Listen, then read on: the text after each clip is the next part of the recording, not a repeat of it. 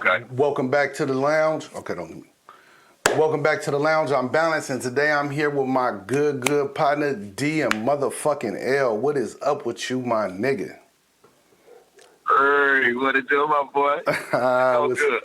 What's up, man? You know I've been wanting to talk to you for a minute, man. We finna dive into some real life shit with one of my partners that we go back, shit, I guess as far as I can remember, man. Growing up on Betrayal Hill in the city, you know. So DML, first thing I want to ask you about is, how was your life growing up, like on Betrayal Hill when you was younger, like probably like the youngest that you remember, like, you know what I mean? Like, how was your life up there?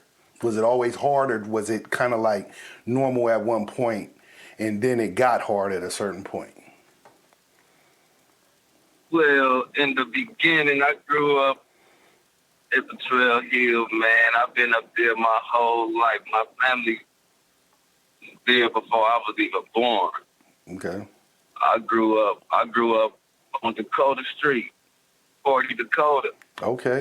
Was 40 Dakota. I went to Star King Elementary. Mm-hmm. From Star King to Betrayal Hill Middle School. Okay. At the Mission High School, and the short stint of Galileo. Okay.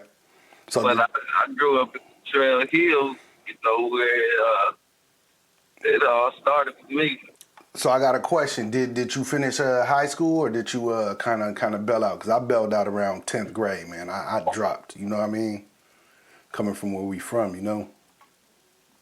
Yeah, man, I didn't finish high school. Okay. I had fathers I got at high school, I want to say, right at the end of the 9th grade. Okay. I had ended up going to CYA. Okay. And so my question is what your life growing up on the hill was from what you remember was your parents, because I want to get into your parents and your home life. Was your home life regular at one point, and then your parents, got involved in drugs like a lot of our parents do? Or was, from what you remember, the drug use was always there? I'm going to tell you, the last memory I have of my parents before the drugs hit was 1978. God damn, nigga. You can remember that far back? Yeah. Okay. And because my mother and father took me to the movies to go see The Wiz, man. The Wiz is one of my favorite movies of all time, man. That was one of my greatest memories of my parents before, the drugs hit. Okay. But once the drugs, once the drugs hit, man, I was raised in it. Okay, so around what age you think the drugs hit? Like when you knew that something had changed, when you knew something had changed in your home life? When the drugs hit me, when I served my first piece of rock cocaine, I was 11 years old. I stayed in Oakland at the time, Flightner Street. Shout out to the town. Okay. My mother and father were separated at the time. Okay. My little brother was just born. Okay. He was about 5 years old right before we came back to Betrayal Hill. So how old was you at that time? Well, you said around 11, right? I was 11, getting ready to be 12. Okay. Back then, the front sack was 5 stones. You know, they'll throw you 5 stones back in that day. You had to bring your man back 80 on the 20, you know? That's it, bro. That's it. I remember that. That's how I got in the game. You know what I mean? Motherfucker give you them 5 rocks, nigga. You bring back his 80 and you keep the process going. So, with that being said, right, once you realized that your life was changing with your parents and they became addicted to drugs, what did your behavior start to look like? Because I know that from what I remember, you was in the sports and the stuff like that a little bit back in the day, you know what I mean? But then I remember you becoming actually DREDD MANN LOC. You feel what I'm saying? And you was like a standout individual when that occurred? Like, people knew not to fuck with you, basically. You get what I'm saying? So when did your behavior switch from kind of being more of a, a regular kid to being more on the borderline of becoming an adult at a young age? It changed due to the circumstances because you couldn't be weak out there on the streets. Yeah. We was children. We were still children by age, but we was grown men by our actions. Right. So, you had to be tough out there. Mm-hmm. Before drugs entered our youth, it was all about who was the toughest. Right. We was fighting. Yep. So. And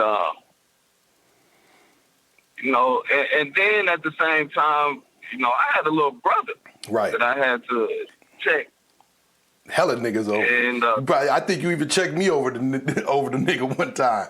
You know what I mean? I ain't gonna lie, because Lil Red used to be out there talking shit because he knew his brother was a motherfucker. You know what I mean? So he would get into it with a lot of motherfuckers, and you had to pull up on niggas about him sometimes. You know what I mean?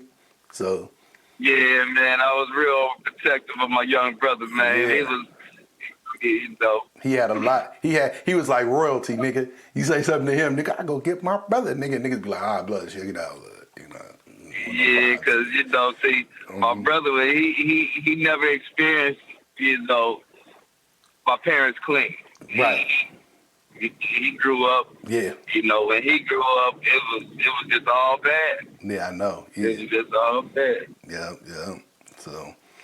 All right, so when you became like when you really got in a drug dealer and you was making your name and you was having money, right? And you basically was a gangster, you know what I mean? From all walks of where we was from and shit, you know what I mean? You had this name out there. Did you feel more empowered? Did it give you a sense of power and security, or how did it make you feel just knowing like you was kind of on top of your shit? You know what I mean? Oh, let me see. I'll tell you, it really started for me to whereas far as violence. Yeah, me too. I loved it. Me and my partner, my longtime partner that put me in the game in Frisco, Sidney Moe, got it too. Rest in peace to my dog. With Mo, baby. Yeah. And, that's when he was on like shit, going around doing all that shit, man. Right? Ain't nobody did it like Sidney Moe. Right. Ain't nobody did it like Sidney Moe. Yeah, that nigga was tearing it down. Man, he was, Sidney Moe. He was the original, nigga. Nobody. Yeah, he was the original. He was a trendsetter. Yeah, he didn't give a fuck about nothing. Yeah. Nothing. He didn't even wear the same clothes twice. Sidney Moe had fresh fits every day, and he was the first person. Me and him got into it. We had a disagreement as young kids, and I was a hothead, Make a long story short, I got stabbed. Yeah. And, that was my first time in the hospital. Yeah. Got stabbed in my chest twice. Punctured my lungs. I was in the hospital for about 30 days. Yeah. And after that situation, it just changed for me. I would never, ever didn't want to go through that no more. Yeah. So it just like turned something on to me to whereas I was getting at you first on sight. I wasn't going to take no mess from nobody. Mm-hmm. And I just wanted to be the hardest, man. I just wanted to be the hardest. The money came second, but the respect came first. Came first. Yep, that's how it was. That's just how it was. So that's how it was, man.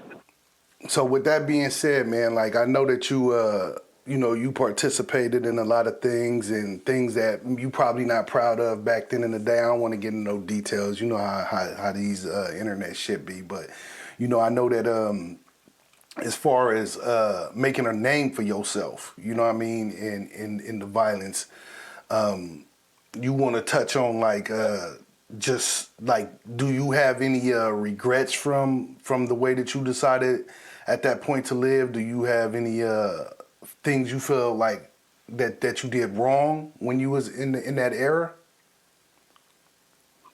Well, let me say, I don't have no regrets. Okay. I don't have no regrets because the man I am today is because of what I went through then, and I love where I'm at in life. We don't want to talk about Right that. I'm now. saving that for the end. Don't go into details because that's Okay. what I want to end it off at. So okay. So okay. With that being said, man, like, how did being arrested for the first time impact you as a youth and how you moved on the streets and stuff like that? And like, I mean, I don't know what your first arrest was or whatever, but was it like some, I mean, I'm not talking about like little petty shit. I'm talking about like a real arrest. You get what I'm saying? Whether you went to juvenile, the CYA thing, whatever it is that you want to touch on that. So how did it prepare you to change your life, or did it prepare you to be more engulfed in the street life? You get what I'm saying? Okay. My arrest that hit first when I first started doing some serious time was 1989. Okay. I got arrested for a shooting. Mm-hmm. I got arrested for a shooting. They gave me a charge that they just had passed.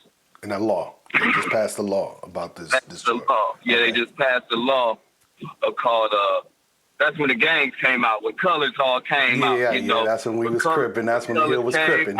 Yeah. Man, that's when the hill was cripping, man. You know, like I was one of the originators on that. I know you was, nigga.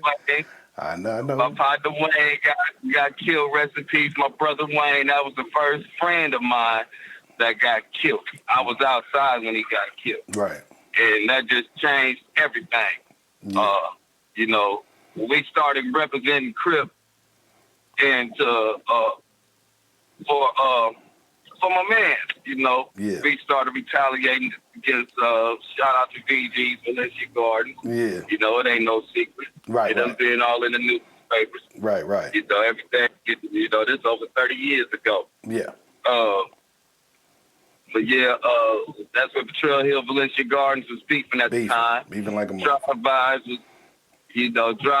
was going down. Mm-hmm. Me and my clique was the only ones that was doing it. Yeah, that was active. Everybody was active. You know, the Hill was fighting, but we was doing our thing with them too. Right. I went to jail for a drive-by shooting. Yeah, and I remember when that law was passed. I remember. I kind of remember I was a little young when all of that shit cracked off. I was out there trying to be crippin'. I think I was in mission school wearing khakis and shit. Niggas had me wearing khakis. Yeah. Remember niggas had the Gap fits and all of that shit. We had the olive green Gap fit, and other Turfs had different color Gap fits and shit. Remember the sweatsuits? I don't know if you remember the olive green sweatsuit. But we kind of, Betrayal Hill kind of had the olive green Gap sweatsuit, the pullover hoodie and that shit. You know what I mean? So... Right. Yeah, man. You know. Yeah. So you know. Yeah. So we got on the beef. So once stuff, you getting stabbed, and then you wind up getting shot and some other stuff. Did you get shot too? Not the latest one, but before. Like the first one. Yeah. The first one. Before the So touch on that, because Sydney stabbed you, and. So I got stabbed back in '87. Then I got shot the first time in I want to say '95. Okay. And I don't want to mention no names if people still hearing. No names. Yeah, if people still hearing all that shit. I ain't gonna mention. Yeah, you could touch on the subject. Yeah, I ain't gonna mention no names. Yeah. But he know who he is. Right. And it was over some bullshit. From I got shot. Yeah, I got shot. It was a situation. It was a situation with my little bruh. Yeah. And it was these two brothers. Mm-hmm. And they was brothers, and they was getting at my little bruh foul. Yeah. And I ended up coming around the corner on 25th Street. Yeah. I had a Regal back in the day, and I slid up. And I seen what was going on. I just seen, seen the commotion and whatnot. And so I hopped out the whip. I'm like, what's going on? Right. You know, and little brothers told me what was going on, but at the time I didn't know that one of the brothers was strapped. Yeah, and how deep it was, yeah. Yeah, I didn't know how thick it was. Yeah. So me, and these are people, the rest. Yeah, just to make it clear, these are people that we supposed to be, somewhat cool with and supposed to have fights and not be on the level where we shooting each other if it came to some shit like this. Yeah. We at the time they stayed up there. You know, they wasn't originally from up there, but they stayed up there. They was accepted and everything. Yeah, cool. they was accepted. Yeah, they was accepted. Yeah. And so when they, I get out to protect my brother, like what's really? Yeah. So it was two brothers. I'm a rumbler. I know. I love to fight. I was loving to fight. Mm-hmm. So to make a long story short, I knocked one of them out. Yeah. I swung, knocked one of them out. When he dropped, I turned on the other one. And the one that shot me, I turned on him. He caught a couple. Mm-hmm. And by the time I turned back around, I see the one I knocked out getting up, staggering. Yeah. So I go back and I hit him again. Mm-hmm. Dropped him. By the time I turned back around to see the other one, it was too late. He was there. All I seen was that bang. That spark. I tried to turn to make a move to get up out of there. It got hit 5 times. Okay, so when you got hit, where do you? I mean, I know but after, did you realize that you was hit like that, or how? What was your reaction? I got hit. My adrenaline was going so fast. I felt the ones in my leg. Right. But I also got hit in my stomach. I didn't know I got hit in my stomach. Okay. So at the time, my mother stayed on Connecticut, 946 Connecticut. Mm-hmm. I run around the building, and I'm yelling to my mother, calling my mother, because moms used to hold some heaters for me. Of course. And so I'll get my shit. This boy done shot me. So she telling me to sit down. I'm hot. I'm just ready to get it and go back. Yep. By the time I sit down, I calm down a little bit. By the time I sit down, the bullet traveled from one side of my stomach to the other, and that's when I noticed I was in some serious trouble. Right. I just started screaming and hollering. I didn't know I had got shot, and they just started saying the blood, and I don't even remember how I got to the hospital. I don't know if I got the ambulance came or somebody took me or whatnot. Right. Yeah. But then I ended up getting put in the hospital, got shot 5 times. And I was in the hospital that time about another 45 days, and that was that, So I got a question for you. Go ahead. Okay. When you were sitting in that hospital and you finally woke up from the anesthesia, because I've been on the table too a couple times, you know what I mean? Right.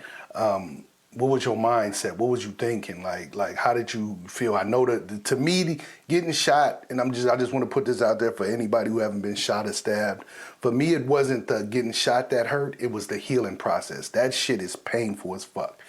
Moving, joining around. The healing process, I say the healing process hurt more than getting actual shot. Yeah, exactly.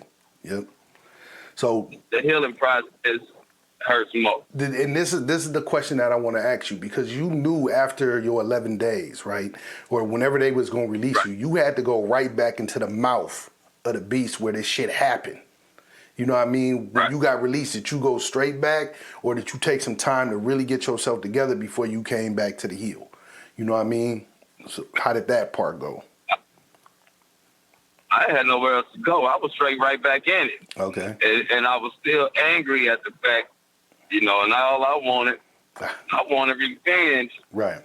But what stopped me, what died that down was the youngsters. His sister and his mother. His mother stayed up there. His sister, they stayed up there, and they was hearing, you know. Yeah, but they knew of my reputation. Exactly. And they knew about what was going around, what was being said. Yeah. And his mother and his sister basically pleaded with me, you know, to leave their brother, their son alone, and you know that he wasn't gonna be around there, and you know, and I just let it be. You know, I let it be. I didn't go chasing because they kept him from up there. Yeah. You know, they kept him from up there, and that's what the agreement was. Yeah. You keep him from around me, it won't be no issue. Right. You know. Yeah. And it wasn't like you a man of your word when you come to that. I know that. You know what I mean? So yeah, that's how everything went. Then that's how I just came to an end. Yeah. So you move past that beef, right? And so some other stuff had happened to you with someone that we were all close to, that we grew up with, and I would say at some point was kind of like a brother to us, you know what I mean, and shit like that, where you would never think that you would be on a certain level with certain people that we grew up with, how we used to play and get down and, you know, joke around and fuck around and smoke together and, you know, go to funerals for our other partners that from other sets. So when this one went down, this is the one that really, I think, changed your life. You know what I mean? For, I would say probably for the better, but at the same time, it probably didn't seem that way when you was in it. You know what I mean? So touch on that and kind of like, you know, you could say how, like the circumstances and how it went down and, you know, just to once that was said and done, how you did it, because I think it was a similar, from when we talked, you know, you told me it was a similar thing where this shit happened. You kind of had a talk with people and said, hey, just, you know, let it be what it is and pick it up from where you want to. But go into that and let people know how this latest thing. How it came about. Yeah. Okay. So everybody that know, everybody from Betrayal Hill know this situation. Everybody. Or know of the parties involved. Right. So I'm still not going to mention no names. No names. But everybody know what it is. Yeah. Okay. So at this time, my partner had, my OG partner, rest in peace, not Pony, but Monty Mont and Ern brother, Clarence, my OG partner. I don't Clarence. want no names though. Okay, it was his funeral. That's why I mentioned his name. It was his funeral. Okay, it was your partner funeral, so I'm gonna have to beat that out. But yeah, it was your partner funeral. Yeah, it was my partner funeral, and it was word coming from prison that, you know, it just didn't sound right. Okay. You know, it was some words being mentioned from prison, little messages. I'm like, you know, what's this going on? Because it wasn't no issue. Right. It wasn't no issue. We supposed to be a family. Yeah. You know, our families was, you know, family before we was even born. Right. It was, you know, all our mothers and family members knew each other. So, yeah, we used to play. Yeah. Like I always like to say with the motherfuckers that, even that I got into it with, we used to play in the dirt together. We used to play in the fucking dirt together. Yeah. You know, on the hill, we played in the dirt together. Let me tell you like this. I'm about 8 years older than him. Yeah. I'm about 8 years older than him. And I seen his parents bring him home from the hospital, man. Right. I was looking out my grandma's window when I seen this boy about three to 4 days old. Let's just say a week old. Yep. You see what I'm saying? Nah, yeah. So can't nobody tell me nothing about it. Right. So with that being said, he's speaking reckless. Yeah. I reached out to his people and I tell his people, like, man, I don't know what's really going on, you know, but this is what's being said. Right. And so his uncle was like my uncle. Okay. Because, like I say, that's how close we were. So his uncle didn't take it serious and you know, didn't put the word out. He didn't take none of this serious. Right. So we go fast forward. He gets out of prison. At this time, he's out of prison. I'm halfway in the game. I just got 1 foot in, 1 foot out. I was going to school. Yep. For culinary. I was going to culinary academy. Right. Changing your life. I'm changing my life already at this point. Right. And to make a long story short, I'm at school. I get out of school, and I was real cool with a youngster named B. You gonna call him B. Okay. And he's from Oakland. Okay, Just but still, yeah. Okay. Yeah.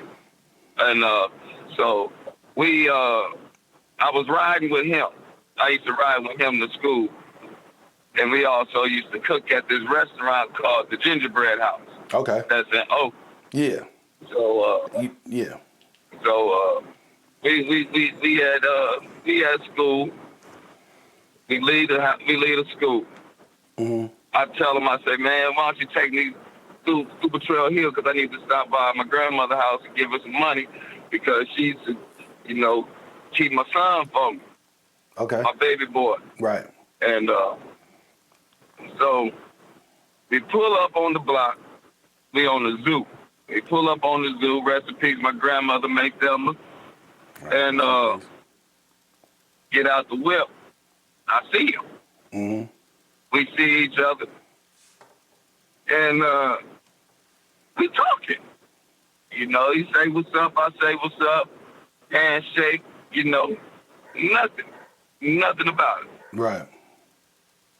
When I go to turn around, I'm getting ready to walk off.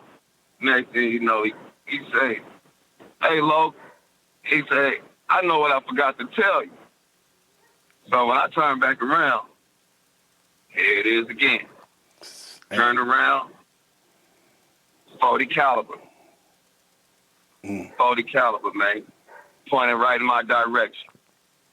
I turned to run. The first shot hit me in my right leg, the bottom of my right leg. Knocked my leg, then knocked it off. Yeah. I fell instantly. Couldn't move, couldn't run. I'm just there. I'm laying on the ground. Took 9 more shots in my chest, my stomach, and my legs. Damn, blood, you blessed, blood. God damn. Wow. Yeah. During this time, he's saying what he's saying. Like when a child getting chastised by his parents, and they getting a whooping or something, and your parents, your mama, your daddy whooping your ass, and talking down they not on tell you nothing. Yeah, that's what he was doing. Right. After that happened, I didn't wake up from a coma for like 6 months. I was in the hospital for about a year. When I woke up, I didn't know where I was at. I didn't know what happened to me. Nothing. To make a long story short, it was in the newspaper, and my doctor at the time, when I was in the hospital, they used to let me read a paragraph or a couple of sentences out of a newspaper of what happened to me because they didn't want me to go back into shock. Gotcha. So that situation right there just changed my whole outlook, on what, it just completely changed. Right. So that healing process took years. Mentally and physically, and you still not out of the woodworks from what I understand. Yeah. You still be having complications from that shooting. So this is a life journey for you right now. I'm still going through it. Yeah. Still going through it. Right.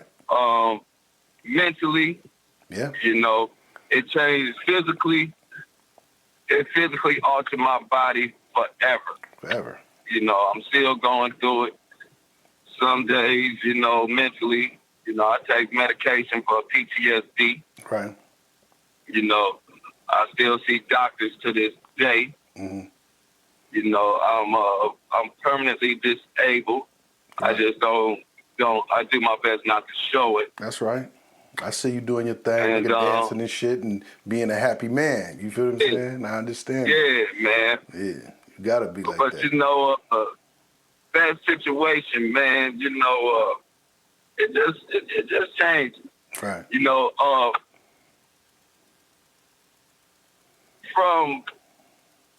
from that point, let's just fast forward a little bit. I get out the hospital. Right. From there, word going around, it's like this man want to finish the job. Right. At this point, was he in jail at this point, or was he still out? Yes, he was in jail at this point. Right. But at this point, he wasn't in jail for what happened to me. Got you. Yeah. It was something else. Other shit, yeah. Yeah. So after this, I done spoke to him on the phone. I done spoke to his parents. You know, they apologized for him, this, that, and the other. Right. So with that being said, at one point, because I spoke to him on the phone multiple times while he was incarcerated. Right. So I never forget, this is where everything changed. Because at this time, one conversation, it was me, him, his father, and one of my OG partners. We all on the phone on three-way or whatnot. Okay. And his father told him, y'all family, you know, let the shit go. Right. Y'all better than this. This shouldn't have never went this far. Right. And all the above. Mm-hmm. Look out for my exit. And all the above. So from that point, I was just like, man, all I want to do is heal up. You know, I ain't got no problems with you. You know, let me heal up. And if it's anything from that point on, just let me get a chance to heal up. That's all I want. Right. You know, but at the same time, it was word that he had people looking for me that I didn't know. Right. Yeah. So I'm looking over my shoulders everywhere I go, you know, because I don't know who these other people is that he's affiliated with outside of Betrayal here. Yeah, exactly. Okay. So we go fast forward a little bit more. During this time also, you know, my youngest son at the time, I have full custody of him. And my oldest son, he didn't want to leave my side, so I got custody of my two sons. And, you know, I'm being a father. Yep. I'm in a wheelchair. I'm on crutches. You know, I got a shit bag, my staples in my stomach. You know, I'm moving from house to house because a lot of my family members also was afraid. Didn't want me there because they was afraid of retaliation. Right. Because they hearing things also. Yeah. So I'm staying a day here, I'm staying a day there. You know, I'm moving around. Okay. So we're going to fast forward a little bit. I finally get my own place. I moved to Antioch. Okay. Moved to Antioch. Out the fucking way. Out the way. Yeah, out the way. Yeah. Out the way. I'm in Antioch. I'm not even coming to the hill at this point. Right. You see what I'm saying? Out of that shit. Yeah, you left it where I'm it out was of at. the way. Yeah. So what happened? I remember this part where you were saying you was coming home. Okay, so so one day, this is what was going on. I'll never forget in July, this brother had a court date coming up, I want to say July 3rd. He called me right before then, right? Okay, wait, let me stop. So let me stop you. At this point, some kind of way, he's now facing charges over what he did to you at this point? Or okay. At this point, okay. They did let me go back a little bit. Their investigation, whatever. They did their investigation, the one time I already knew what was going on. Right, of course. But they just needed me to confirm. Right. I confirmed, but at the same time, I knew it wasn't wrong. I knew it was wrong because of the way I came up. Right. So what was that conflict like? What was that conflict like with yourself, and what made you make that decision that, you know, at this point is fuck it? You know what I mean? Because I wanted this would change everything. At this time, we having these conversations. Like I said, I had plenty of conversations with him on the phone. Right. So I'm running from people that he got looking for me, and I'm also hiding from the police. Right. Because they want me to come to court. Testify, exactly. So I'm running from everybody with my kids, right? Yeah. So at this time, he got a court date coming up. And so he get back at me, he like, man, you know, he doing his apology thing and this, that, and the other. Right. So everything is everything. And he, you know, he like, yeah, man, is you coming to court on me, this, that, and the other? I'm like, nah, long as you tell your people to leave me the hell alone. Right. You know what I'm saying? But this is what changed everything. Right after that conversation, I'm in the city. You know, I'm getting high and all this. At this time, I'm getting high, man. I'm treating nose and all type of shit. Yeah. Self-medicating, I'm man. really depressed. Yeah, self-medicating. Yeah, I'm self-medicating. Got hella stress on you. Yeah. Exactly. And at this time, I'm on my way home.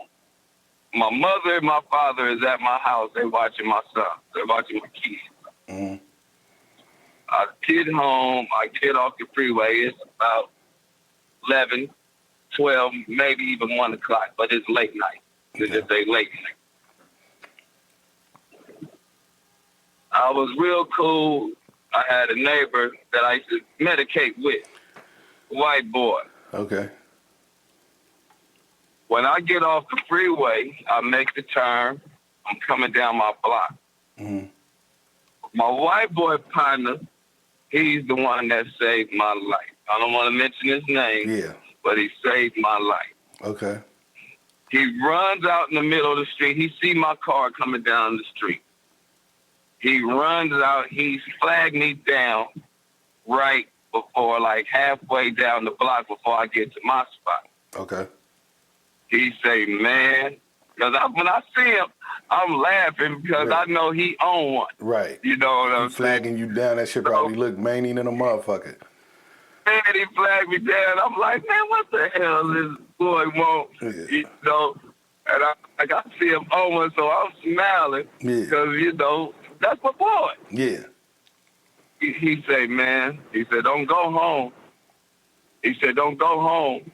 He said, this is his exact words. He said, don't go home. There's some niggas sitting in your driveway with some machine guns. Just like that. Right. I said, what? It was like, it's some people sitting in your driveway with some machine guns. At this time, I don't know how they knew exactly where I was at anything. Right. But when he told me that, I called my mother. I told her, I said, don't come outside. Turn the lights out, you know. Yeah. Blase. There's some people sitting in the driveway. Right. They didn't know what kind of car I was in. But I rolled by. You seen that shit. I seen them. It was a burgundy scrape. Okay. I see a nigga smoking a cigarette. They just sitting in my driveway. I didn't see the heaters or nothing, but I see the niggas sitting in the car. That's enough. It's about nigga. 3 of them. That's enough, nigga. That was enough. Yeah. So after I seen that, the nigga called me again. I think this was, as a matter of fact, he called me a day before his court date. Right. When I answered that phone, he was shocked. I could hear it because he paused. Yeah. And he was like, what's up? Yeah. Like, he wasn't expecting to hear my voice. Okay. It was like, what's up, cousin? And I said, what's up, cousin? I said, I'm going to tell you what's up. I said, nigga, you so smart, you're stupid. He like, what you talking about? I said, I'm going to show you what I'm going to talk about. I said, I'll see you Friday, because I never forget it was going to be on a Friday. Yeah. I said, I'll see you Friday. From that point on, man, I went against the grain. I went against the street code, as you want to call it. Right. I came. I testified. I didn't want none of my family members there. Right. You know, because I didn't want no backlash from them. Right. You know, even though one of my OG cousins, he was like, man, I'm going to go with you, this, that, and the other. Nah. No, I don't want nobody there. Right. Missouri Street was there. My partner mama was there. You know, everybody was there on his side. Right. Trying to intimidate me. And, hey, I told him what happened. That was that. And I left California and ain't looked back since. All right. That's what's up. So with that being said, okay, so now everybody, loved ones included, man, was looking at you under a different light, right? Calling you, you know, snitch and this, that, and the third. But I think at some point, how did you make peace with coming from the walk of life that you came from in the code that, you know, a lot of us live under as black men growing up in, you know, inner cities? How did you rectify that within yourself, and how did you? Well, I understand how you justified it because it was like y'all had an agreement. That agreement was broken, but within yourself, how did you move past like the ridicule that you got from like family members and shit like that? You know what I mean? First off, because you know your family is really ingrained in the streets. You know what I mean? They live by, die by kind of code. You get what I'm saying? So when you went through all of this, and then you had to make that decision to basically leave everything you've ever built, reputation, friends, whatever, behind. Like, how did you absorb that feeling? How did that make you feel as a man coming from our walk of life, and, you know, where you at with it now? Okay, before I made that decision, right? Yeah. Before I have reached out to a couple of people that's you know, that I looked up to in my family. Okay. And that was my older cousin. That was my older cousin. He told me, he said, regardless of what you do, I'm always love you. Right. Okay. He was on the street. He was.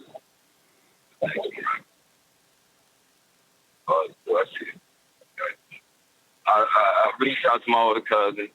He told me, whatever you do, it ain't gonna change nothing. I love you. Right. But then I also reached out to my uncle. My uncle that's in prison, been in prison for the past 26 years. Right. He reached out. He heard what happened. He was calling, checking in on me and whatnot. I respected him the most because, you know, besides my father, them two was in the street. You know, they 10 and 12 years older than me. Right. You know. So he say, man, check this out. He say, do what you got to do. He said it ain't gonna change nothing. Right. My uncle told me, he said, do what you got to do because I didn't have nobody to, you know, fight for me. Right. Yeah, you didn't have nobody you know with you. You was out there by yourself. Yeah. I'm out there by myself, and I got my kids, and, you know, and I was so traumatized, I didn't even want to see a gun. I didn't want to hold a gun. Right. You know what I'm saying? That's how actually this situation has put me in. Right. You know.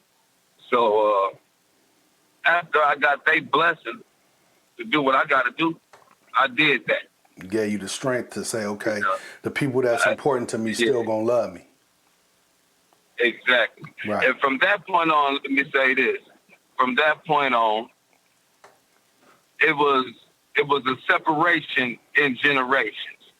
Yeah. What I mean by that, everybody that I grew up with that was my age and older understood. Right. They knew why. Yeah, you were saving your life, blood. You were saving your life because even though, like I said, with the first situation where you let it go, that showed your character. Right. If you said that, okay, just leave me the fuck alone, then that's that. But you know, when someone keeps attacking you, and it reminds me of the Tekashi 6ix9ine thing, where they got this separation of, you know, if your life is gonna constantly be in jeopardy, and you really didn't, you know, want any parts of it, and you let a person know that, and they still coming for you, you did what was a life-saving decision. Exactly. Right. And the OGs understand it. The young niggas, of course, just like when we was young, we probably wouldn't understand that. We wouldn't even give it a second thought because of our mindset. My brother generation didn't understand it. Right. The OG, you know, because I'm 7 years older than my younger brother. Right. They understood it. Right. So, you know, what helped me get over it was the fact that my respect to the game was, you know, I wasn't living my reputation no more, and I chose to live life and to raise my children over that. And I let go of that reputation. Yeah. I was telling somebody the same thing. At some point, you know, I used to be Ice Dog, Cool Joe, whatever the fuck, and I got into my situation, and at one point, you know, I'd have been shot, I'd been stabbed, same shit. We kind of have similar stories coming from where we from, and you know, I had to put a gun to, you know, Cool Joe head and Ice Dog head and blow his brains out, blood, to be the person that I am now. You have to walk away from that shit. You know what I mean? Yeah. You have to kill that old person off. So, right. I get it. You know, it comes a time in life, man, and this is everybody. I just told my youngest son this, and told him, I said, unless you have a mental diagnosis disability, everybody at some time, at one point in time, going to have a conversation with themselves. Yeah. You know. Mm-hmm. They're going to have a conversation with themselves, and, you know, it's just going to be a deciding factor on which way you're going to go. So, with that being said, man, I did what I did. I chose to live life. I packed my kids up. Mm-hmm. I packed my parents up, and I went to Georgia. Okay. I went to Georgia. You know, I was still feeling a certain way. Right. Because of what I had to do. I wasn't proud of what I had to do. Not at all. Because, it wasn't what you wanted to do. I didn't want to do that neither. Yeah. You know, I just wanted the people to leave me alone. Right. Because the truth of the matter is, I'm not afraid of you. I know everything about you. Yeah.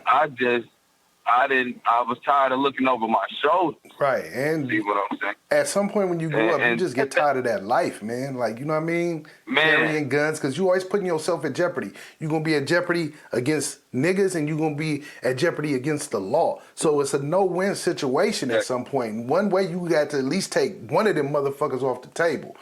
You know what I mean? One of them motherfuckers had to get off the table. In the law, you can't go win against the law. They gonna get you for if you do something to him, and him being in the way, still doing whatever he doing. You took the law out of the equation. Look, okay, I'm gonna participate with this then, because now I have to live my life, and I'm not gonna worry about y'all motherfuckers looking for me. You feel what I'm saying? So I understand it, and a lot of people don't ever get to that point too. You know what I mean? OGs, whatever. Some people never get to that point. So, man, for real. No. And you know, I just chose life. You know, I just chose no revenge, and but it was still bothering me. Yeah. You know, I was still self-medicating at this time. You know, and my mother. You know, 'cause my mother and my father, you know, they raised me in this. Right. You know. Mm-hmm. My father, he never come see me play no sports, you know. But he taught me everything about the game. About the game. Everything, boy. All the ins and outs. And the only thing that he used to tell me was just keep on living. And whatever you do, accept your consequences. Don't complain about it. That's it, man. You take it head on. That's it. And, you know, and when I took my parents up out of California, they got clean. You know, after 30 years, they got clean. Right. And, you know, we started changing our relationship. We was able to talk about things, and they understood what I was going through. And my mother told me something. She broke down a version of snitching, right? That made me feel comfortable on what I did. All right, give us and that. What she told me, she say, a nigga that snitch is a person is a snitch due to the fact they trying to get themselves out of a situation they put themselves in by breaking the law. Right.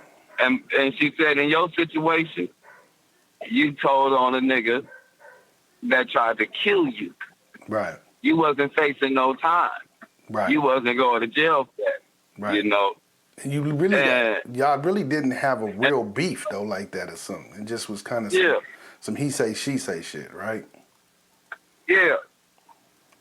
And I didn't do that. It just like I said, it wasn't never no beef. Even before he went to jail, I didn't even know where all this was coming from. Right. You know, so you can't be labeled as a snitch because you wasn't trying to get yourself out of nothing. You wasn't in nothing. Yeah, I wasn't trying to get up out of nothing. Right. You know, I was just trying to, I did this. You had my back against the wall, and I didn't have nobody to, you know, to fight for me. Right. And I had to use the law to survive. Yeah, you used the tools that was in front of you. Exactly. Yeah. And with that being said, you know, my respect to the game was don't come back. That's it. Yep. You know, step foot back up don't on come that back. Don't step back up on there. Don't try to be a gangster and come back and try to talk tough and do all that other shit. Nah. None of that. Yeah. None of that. I'm a new nigga, man. So when I left, when I'm gonna tell you how new I am. What's up? Because the names that I was affiliated with in California, people don't even know about. I reinvented myself. That's it, bro. I don't even go by them names no more. I don't even live that life. So, you know what I'm saying? All right, so now this is where we gonna wrap this shit up, right? Because, man, I appreciate your realness. I appreciate you talking. I've been trying to get this interview with you for a minute because we talked. I mean, we had a bunch of talk like when LaVelle passed away, and you know, it just kind of bonded us together. You know what I mean? Since you've been gone. So, how is your life going now, and what do you feel about your life choices now that you out of the hood? And this is the other thing. I know you said you wouldn't want to change the stuff that happened to you, but what's your accountability from being the person that you was and showing your kids that side of life to now being the person that you are, showing them this side of life? Give me 1 second, my brother. Yeah, it's all good. Shit.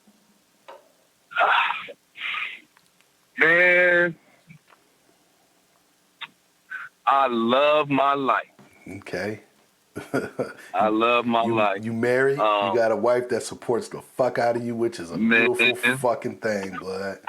I love that for you, man. I love that, blood. I love to see that. God put a woman in my life, man. I am married. Man, look at that. I'm living for God. Man. I'm living for God. I'm clean. I don't do no type of drugs. I don't drink. Man. I smoke cigarettes. Yeah. I don't smoke no weed. Smoking cigarettes.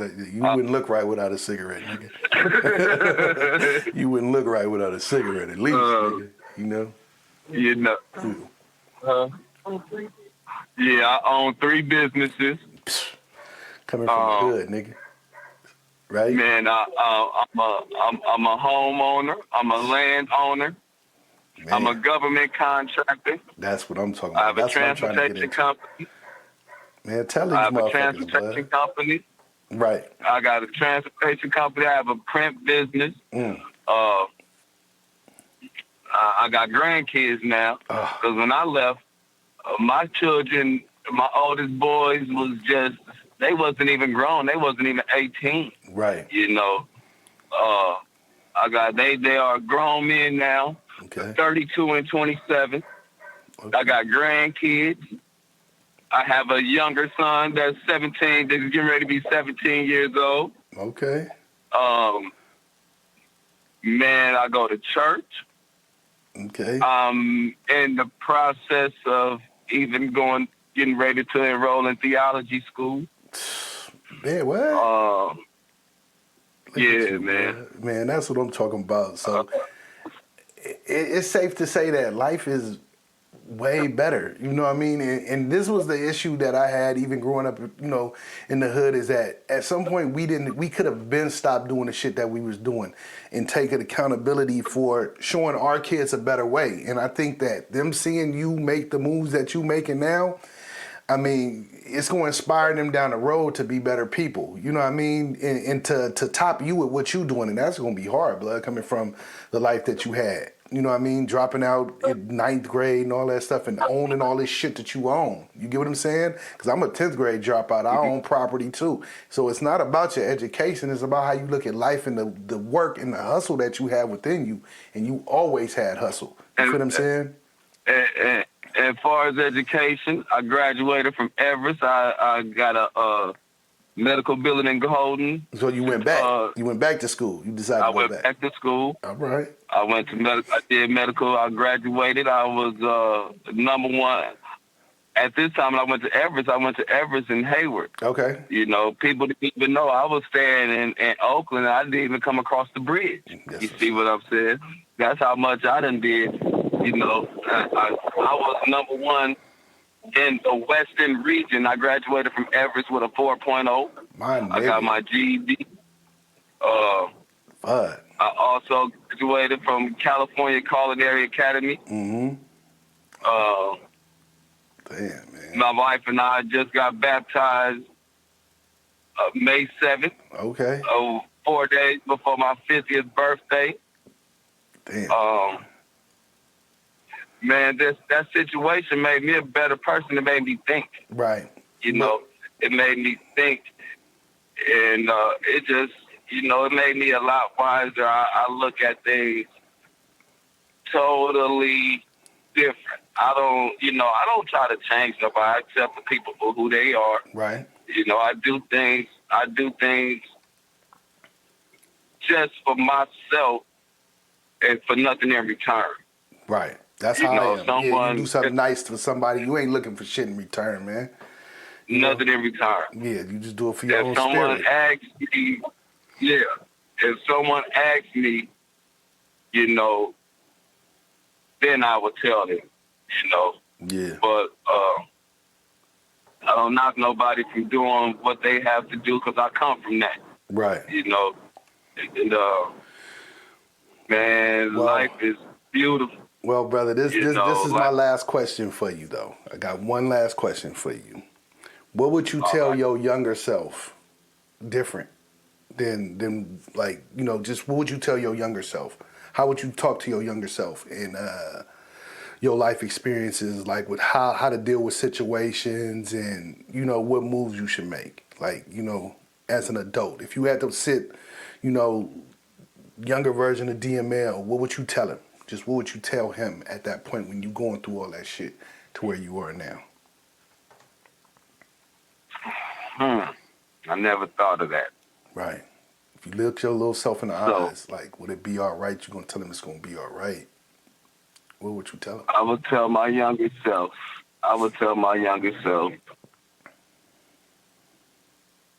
that sooner or later, there comes a time where you become a man and you're going to have to make a decision in life.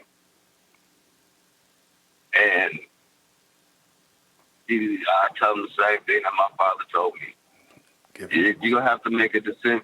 You're going to have to be responsible and make a decision in life that's going to that's gonna change who you are and what's need to be done.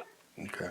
I wouldn't try to, tell. I never want to tell a person, or I wouldn't want to tell my younger self what you should do. Right. Because I tell my youngest son this. I say, everybody, just like in class, everybody don't learn at the same time. Right. Sometimes the teacher has to give a student one-on-one attention. True. Yeah. And just keep living. And if you're living in the streets, don't worry about nothing but the police, because they the only ones up your program. For real, yeah. And hating motherfuckers too. We got to give them that one, because it's a lot of people that will try to stop your shine. But Blood, I so much appreciate this, man. I'm glad you finally sat down and really thought about and come and do this. This will be something that your kids and your grandkids will always be able to come back on and look at and listen to, just like me. I wish I had tapes and stuff like this on my dad and my grandmother and the people that was important to me, so I can get words of wisdom from them and understand their lives and the things that they've been through. You get what I'm saying? So I really do appreciate it, Blood. So, I appreciate you too, my brother. I love you, man. I love you too, man. I love you. I love you too. So, this is Balance. It's the Accountability Lounge, and we signing out, man. Thank you, DML, one more time. You got something you want to say? Or, no? Man, I just want to say, shout out to the Hill, man, Betrayal Hill, San Francisco, born and raised. Boy, I love y'all. And for the ones that think I did wrong, I don't give a damn. Right. That's what it is. Yeah. Peace. Peace, brother. Down.